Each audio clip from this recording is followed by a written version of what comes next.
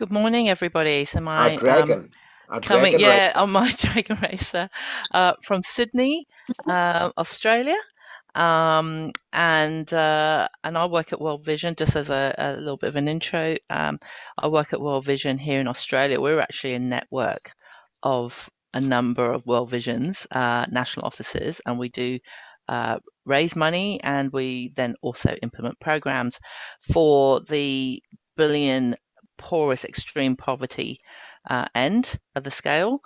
We've been doing that for over 75 years now, and we are the actual biggest global international NGO. So in terms of a network, it's huge. And that's why I sort of joined this forum, because we do have programs. We're at the intersection of poverty and climate. Climate's got the biggest impact on whether it is. I see there's another millions falling back into poverty. That's below $1.50 a day to feed a whole family. And so action is what we're about. We have one specific program around regenerative agriculture. We've been running for 20 years, and that is what my day job, I suppose, is focusing on raising the funds to regenerate 1 billion hectares. Not overnight. It's going to take a while, and that's not going to be done again, but just by World Vision either. So that's what I would like to achieve in 2022 for this network. How does that slot in?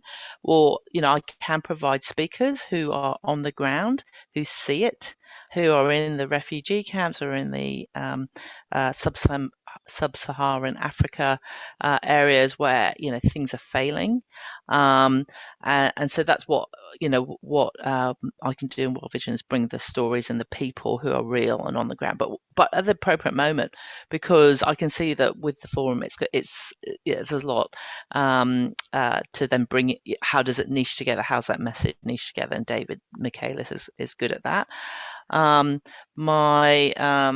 The other program we have is here, Australian First Nations programming. The gap isn't closing.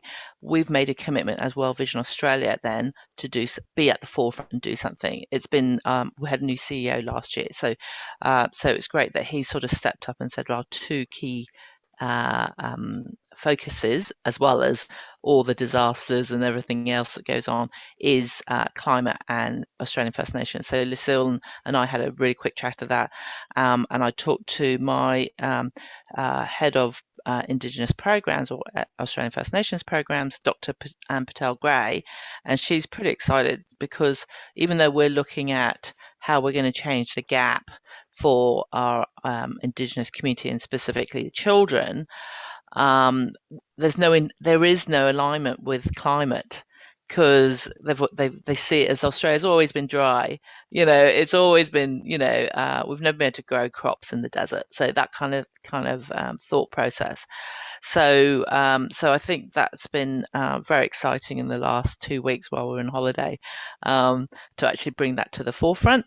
And I think with what my focus in is, as I'm trying to, we're going to run an exclusive climate dinner with philanthropists in May, so as I'm pulling together people that are going to be on my wish list of getting to the table, essentially, I then find more people. So that research is like giving me. We will actually have a general election here in. It's undecided yet. It may be in May. It might be a bit earlier. And so it's that time of getting the right people in the room, actually talking about it. So that's kind of a different wheelhouse for me around advocacy and negotiation, but at the same time, that's the sort of stuff that I talk to philanthropists about. So yeah, that's a bit about what I'm up to now. And Pearl, before you arrived, I expressed my gratitude to you and World Vision for the incredible support we've got in such a short time. Yeah, Thank you. no worries. That's great.